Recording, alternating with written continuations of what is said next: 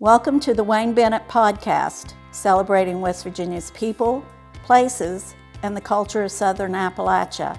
Now here's your host, Wayne Bennett. Welcome to Wayne Bennett's podcast. My name is Wayne Bennett. This is episode number 60. And I want to give a shout out to all the girls and guys that are playing in the Scott Brown Classic and coaches also. It moved to Shady Spring High School this year. And looking for a big crowd there. Today, my guest is probably one of the best athletes and definitely one of the best teachers and a real genuine person. Lisa Griffith, welcome. Thank you.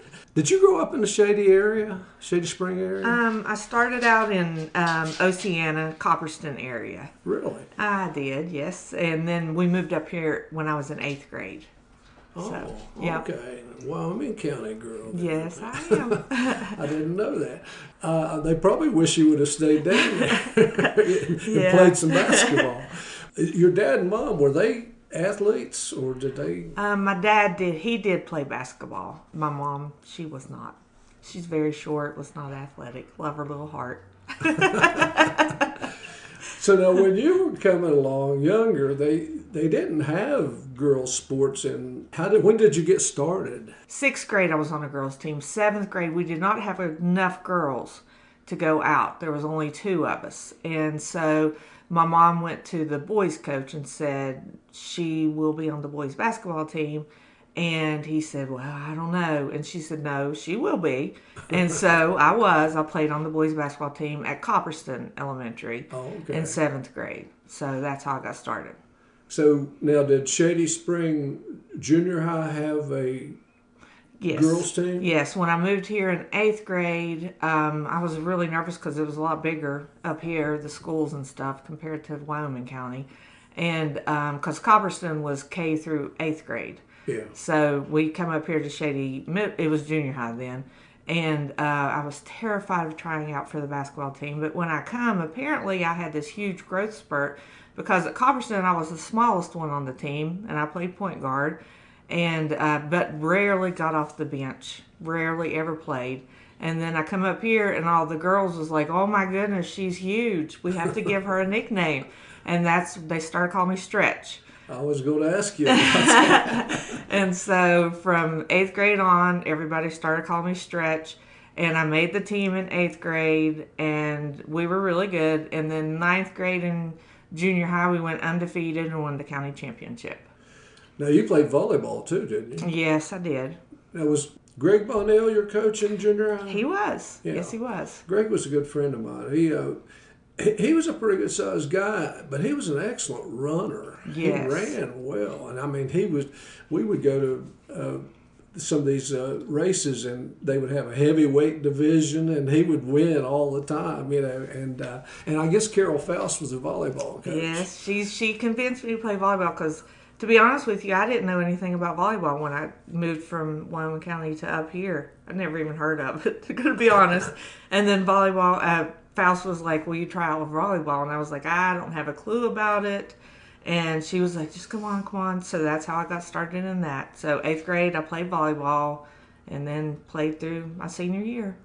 Well, Carol was an excellent coach. I don't know how many times she won the county championship. And I used to run the county tournaments, and Shady won about every year, I think, that I ran those things. But it was did you get involved in swimming sometime along the way? You never did swim or anything? No. I didn't know. For some reason, I thought you would swim. So now, when you got into high school, the girls' basketball season was during the fall, wasn't it? Yes. And then the boys was during the winter time. And I think they did that first because the Fish couldn't get referees, for both of them. But Tim Carrico was your coach. Yes, and Babe Rife. And gosh, Babe Rife had been around forever. He was a football coach. And how many seniors did you have on the team that year? Do you remember? The year we won states? Yeah. We had Janie Daisel, Christy Shrewsbury, Sue Hatcher. All those were seniors. Mm-hmm. Now, what grade was Cheryl Cruz in? She was the same year as I was. Okay. She was a sophomore. And she played a lot, too, didn't Yes, she? yes, yeah. She started as well. I'm pretty sure she started as point guard. And you guys just happened to win the state championship in 1986, and that's the only time that Shady has had a girls basketball championship at one time. Have you ever had a reunion or anything of the team or anything like that? No, we've never had anything like that. Well, they need to get you guys back.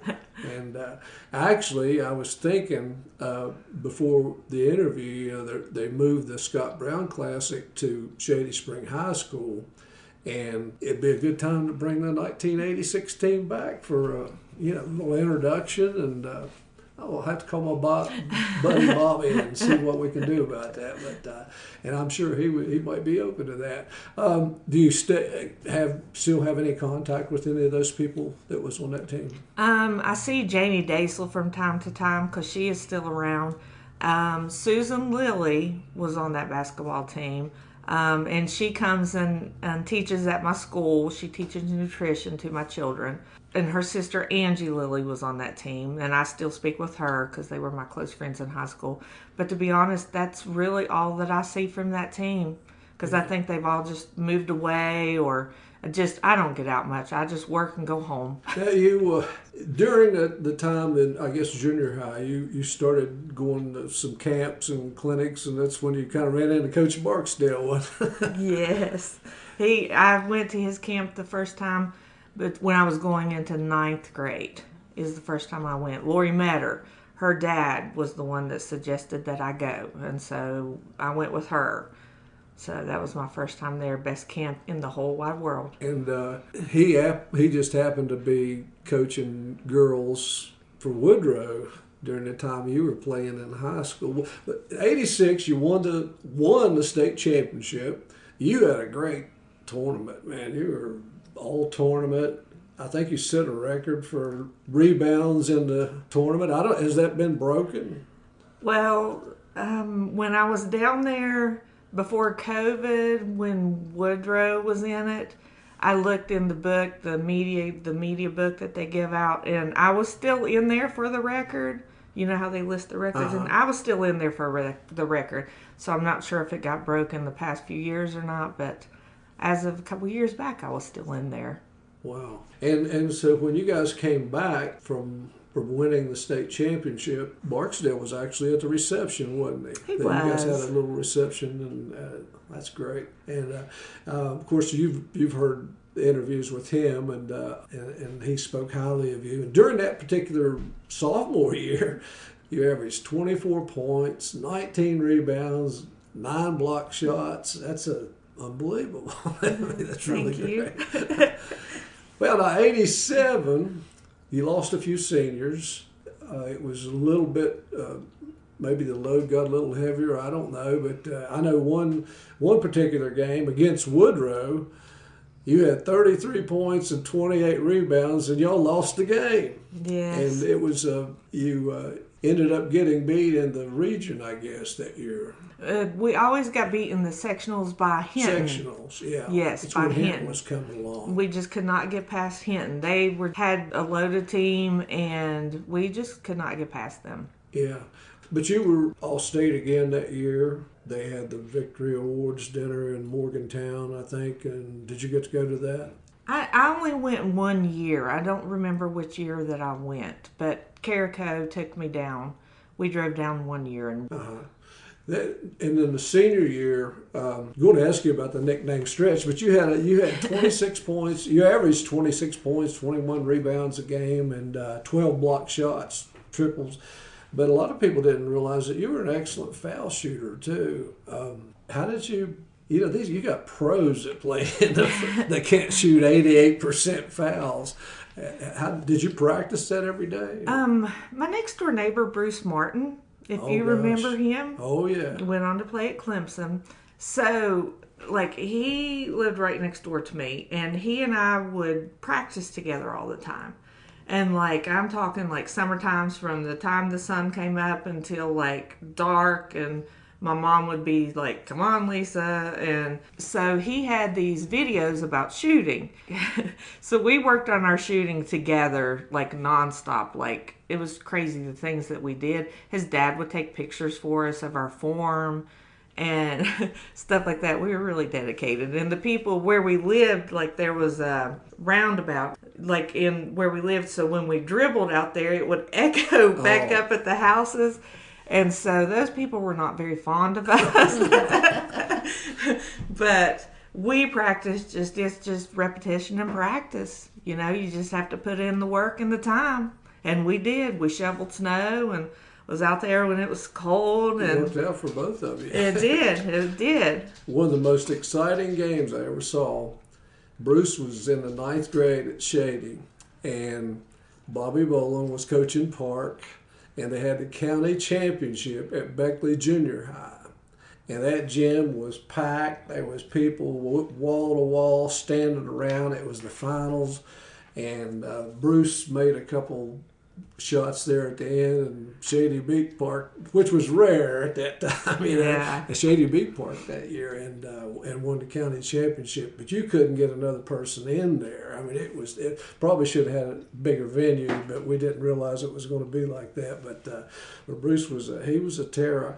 And now when you were in high school, you guys were pretty good in volleyball too, weren't you? Yes, we were. We made it to states. So, did we make it all 3 years? I think we made it my junior and senior year. It was so long ago, it's hard to remember. Yeah, absolutely.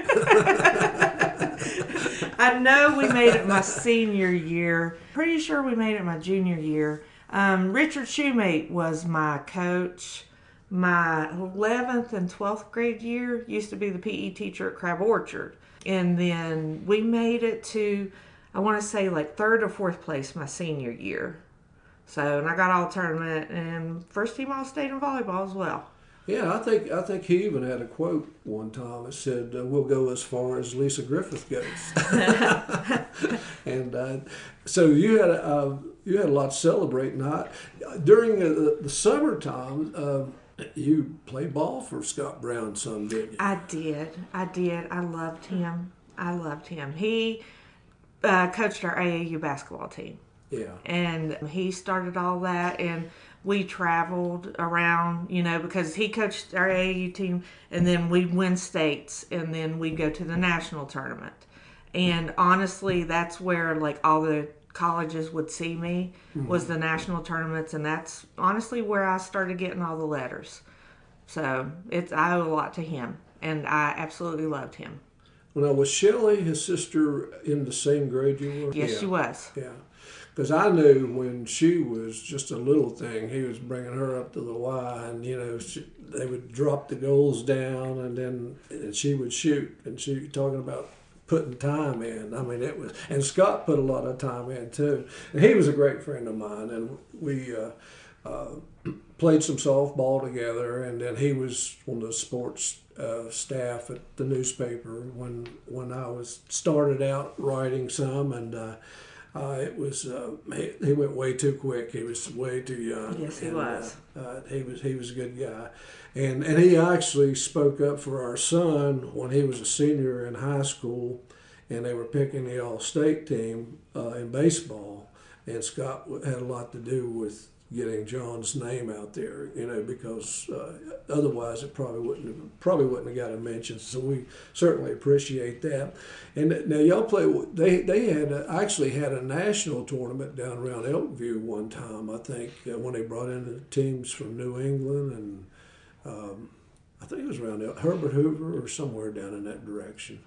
Even today, you know, that's how you get recognition. You got to play in those kind of things. Yes, you do. But your senior year, you were first team All-State. You were the captain your senior year All-State team. Yes, I was. And you're starting to get letters. What made you decide to Virginia Tech? It was close to home, and my family could come and see me play a lot, and that was really important to me because I love my family. Did you regret going down there, or did you? No, I did not. Yeah. It was a great experience. I mean, I love it. I can still go back. You know, it's right there, hour and a half down the road. I had a good friend, Jerry Shady, that was coached down. He was soccer coach and wrestling coach, and for 30 years. And I think he retired there, but he great guy. He used to come up and do some clinics for us, and he was down there during the time you were there. Used to get us tickets when WVU would play down at Virginia Tech. But you remember this quote? Times have changed. You don't have to make a choice between being a girl and being an athlete. Being a good athlete is something you can be proud of no matter what. Do you remember that? Was that the article with me and Kristen Staples? Yeah. And that was, again, girls, female sports was just still coming along and weren't getting the recognition they should have gotten before.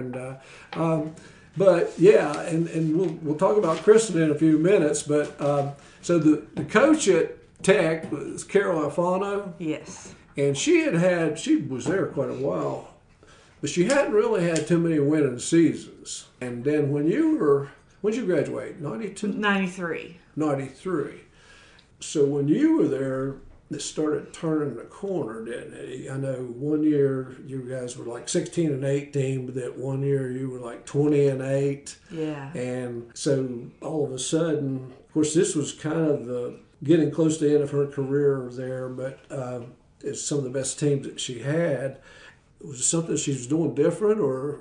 The assistant coaches took over, and they were amazing. But you had some players, Christy Osborne. Yes. Jenny Root. Yes. Lisa Leftwich. And all those girls are in the Virginia Tech Hall of Fame. Yes, they are. And I think you're next. I will not be next. I will not get into that because I did not do as much as they did. I was part of the building process, which I am so thankful for, because my freshman year, yes, we were not great, And then my sophomore year, I got to start my remaining years, sophomore, junior, senior. And they just started bringing in all these amazing players, which was wonderful. And we just worked so well together. And we just got better each year. By my senior year, that was the year we went 20-some and like 8 or 6. And then the next year, after I graduated, they did. But I was part of that process. Yeah. But I didn't do as much as they did. I mean, I was part of it, but I don't feel like I was the level that they were. Well, let's talk about that just a minute. I think your freshman or sophomore year, you were MVP in the Duke Classic, and weren't you all Metro Conference? Then your sophomore year, you averaged 18 points a game and most improved player. And gee, I think you, I think you were there. You were there enough to where Coach Barksdale thought you should have been, if they would have had a WNBA, which they didn't until 1996. He thought you would have played in it. But yeah, I still think you ought to be in the Virginia Tech Hall of Fame. Thank you. I appreciate that. But I just don't feel like I'm at that level. I've scored 1,000 points. I'm very thankful for that. Barely made 1,000. But I did get 1,000. After you graduate, you got a degree in teaching? Actually, I got a degree in sports management from Virginia Tech. Oh, okay. Yeah. What did you want to do with that? My long-term goal was I wanted my own sporting goods store because I love tennis shoes. Well, actually, you worked in a sporting goods store. You worked for Chuck Littlejohn a little bit, didn't you? I did. I love him. You were the salesperson toward the Shady Spring area, weren't you? Yes, I was. And what'd you do with all that money? While I was doing that and selling shoes, I went to Concord, and one of the girls from Shady was playing ball at Concord, and she introduced me. She said, "We need an assistant basketball coach," and introduced me to the head basketball coach down there, and I ended up being the assistant basketball coach at Concord. Really? Yeah. Oh, I didn't know that. Mm-hmm. How long did you stay there? Oh, it was maybe it wasn't a long time, maybe 5 years, 6 years, something like that. And while I was doing that, I thought, I work well with kids. So then I got my teaching degree while I was doing that. I see. Did you coach anymore after you left Concord? Yeah, I coached Shady Middle School 1 year. And 1 year at Cranberry, we could not find a coach. And my wonderful principal, because I love her so dearly, I coached the team so we would have a team that year. But I do not enjoy coaching anymore. I enjoy watching the game. Uh-huh. But now, during this time after college, you were still playing basketball in the summer league with Kristen Staples. I was. And I mean, there were some players, Natasha Ross, and who else was on this? Was it a Slayton girl? Oh, I can't. It was me and Kristen. Melissa Gross played some, didn't she? Yeah, Melissa played with us. But you guys, y'all were pretty good in that league. Yeah, we were. And that's back when that league was 20 teams, and I mean some pretty good competition. Yeah. And you played almost 20 years, didn't you? I mean, after graduating from. I played till I was about 40, and then couldn't do it anymore. Kim Gore was a girl I was trying to think about Yes, too. from Hinton. Yeah. And you spoke. Let's go back to high school just a second. You said Hinton beat you in the sectionals. The year that Hinton beat you, the senior year, they won the state championship. They did. So you lost to a really good team. And since then, I'm not sure how big the girls' league is now. During the summer, I think it dwindled off for a while. Now it's kind of starting to pick back up. I think Brian Neighbors is trying to do some things there. So you decided not to coach, but you're teaching in elementary school. I know that you've been active in Jump for the Heart. You've raised a lot of money with them. You've been a mini grant recipient. You've pretty active in the Leader in Me program at Cranberry Prosperity. Was there anybody in the high school or junior high, any coach or teacher that might have had an influence on you that you can't forget? I mean, someone that kept you interested. I know you had a good grade point average and everything. You couldn't get into tech if you didn't. But was there anyone in particular that might have influenced you staying in the sports? Or Mostly it was Dave Barksdale, the one that I honestly can say that just getting that letter from him and reading it, and then I was thinking, I can be really good at this. And he is the one that inspired me and made me stay after it. Yeah. He did. And I owe him a great thank you, and I just love that man. He is just great. We have a couple other people here with us. Your friend and your boss, Alicia Lett, who's a principal at Cranberry Prosperity. Did you play ball against her? I did play ball against Lisa, and our team never won. I played at Liberty High School, and we did not have a good team. We had some great athletes on that team, I should say that. Great athletes. But we just didn't have it all put together. We went through various coaches throughout those years and everything. But yes, I played against Lisa. We were in high school at the same time, so multiple times. She ever block your shots? No, she did not, because I would never drive down into the lane. I was a point guard, and I knew she would block it, so I never went down there, ever. So when you came to Cranberry, she was already there. Yes. What kind of teacher is she? She's an amazing teacher. She will not give herself any credit for that, but she is one of the best teachers in the world. And what makes her the best teacher is her heart. She knows her stuff. Don't get me wrong. She knows everything inside, outside about PE and doing the best for these kids. But the number one thing is her heart. She loves these kids. She gets to know every single one of them. She knows things about them. They will tell her anything. So when we need help with a child, Lisa Griffith is one of the first people we go to, because they love her just as much as she loves them. That's great. And Diane, you I taught with Lisa. I love Lisa. I love you. Like Mrs. Lett said, it amazes me what the kids do tell her. And they're not afraid to go to her, tell her things. And, she loves them, and you can see it, and they know it. That's the important thing. They may not remember that with the hula hoops, but they're going to remember you just because you love them. Lisa, is there any advice you would give a young female athlete? I'd say if it's your dream to go to college and play basketball, that it's not going to come to you. You have to get in and put in the time. If you have the natural ability, you still have to put in the time and work. Work. I know you went to Cancun last year, and I know you like Garth Brooks. You have anything on your plan for your bucket list? Do you have anything you would like to do that you haven't done yet? Or go someplace you would like to go? Well, my number one was going to see the pretty blue water. So, and then my number two was going to see Duke and UNC at Duke play. But now that my man's leaving, I just don't know.